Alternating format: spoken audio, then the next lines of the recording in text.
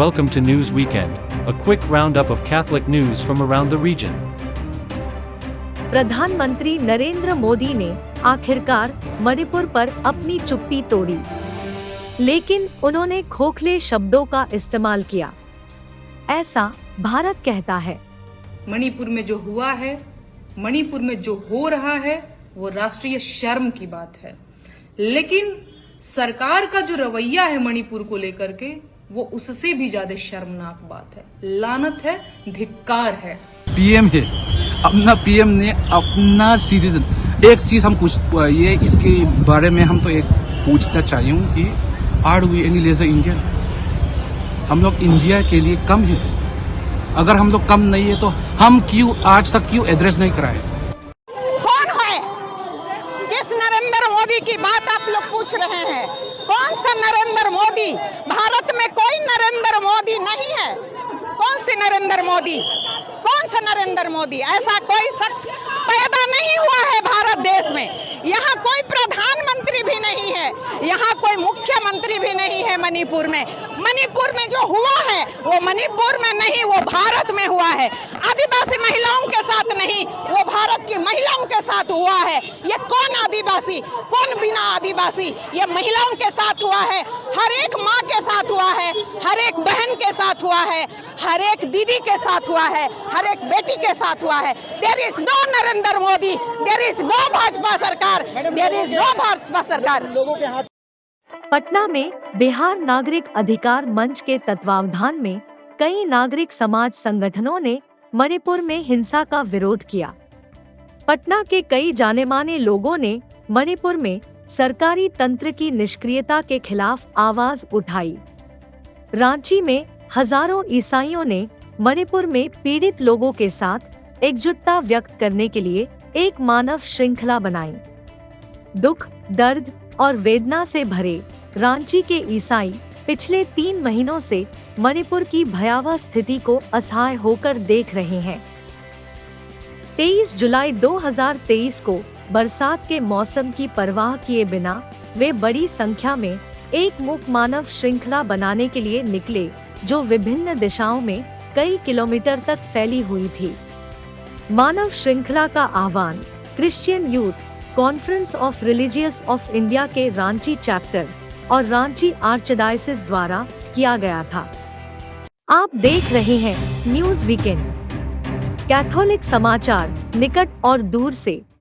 मध्य प्रदेश में पुलिस को ईसाई संस्थानों के बारे में जानकारी इकट्ठा करने के लिए सावधानी से कहा गया है।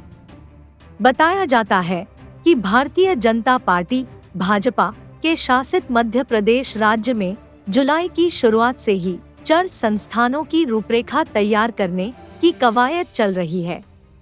इंदौर शहर के पुलिस आयुक्त मकरंद देउस्कर ने 15 जुलाई को पुष्टि की कि एक प्रश्नावली भेजी गई थी। प्रश्नावली में लगभग 15 प्रमुख प्रश्न हैं। वे लगभग हर गतिविधि को कवर करते हैं जो ईसाई संगठन राज्य में लोगों के कल्याण के लिए करते हैं।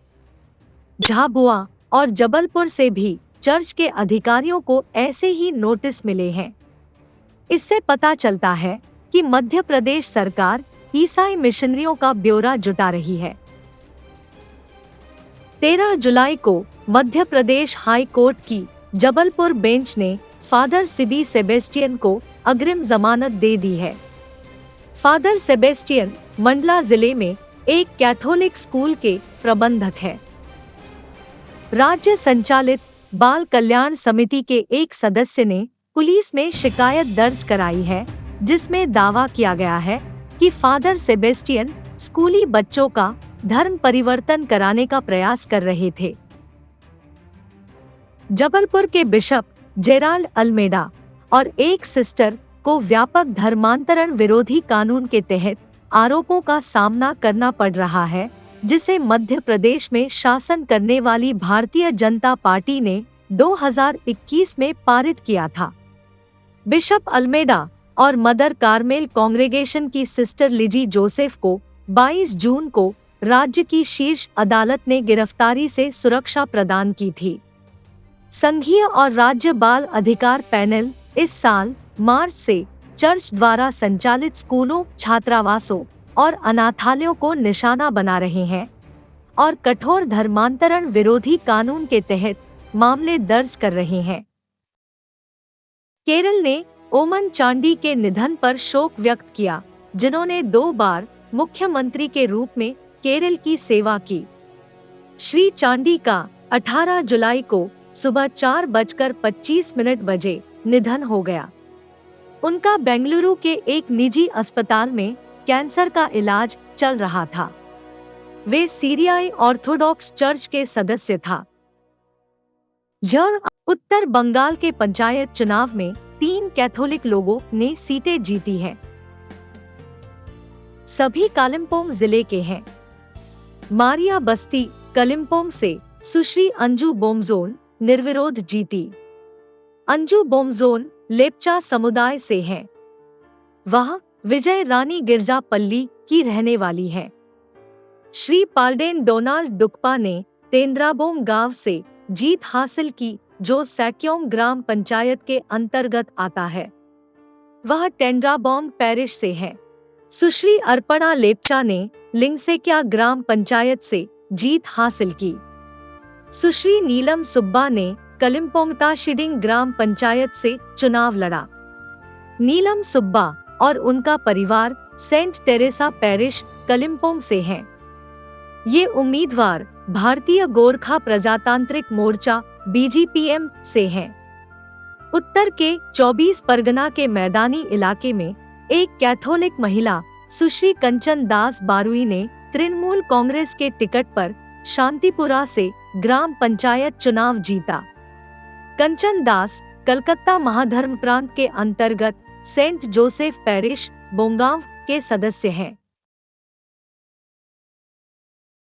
सर्वश्रेष्ठ अभिनेत्री का केरल राज्य पुरस्कार जीतने पर विंसी एलोशियस को हार्दिक बधाई। उन्होंने मलयालम फिल्म रेखा के लिए केरल राज्य फिल्म पुरस्कार 2022 में प्रतिष्ठित सर्वश्रेष्ठ अभिनेता महिला का पुरस्कार हासिल किया।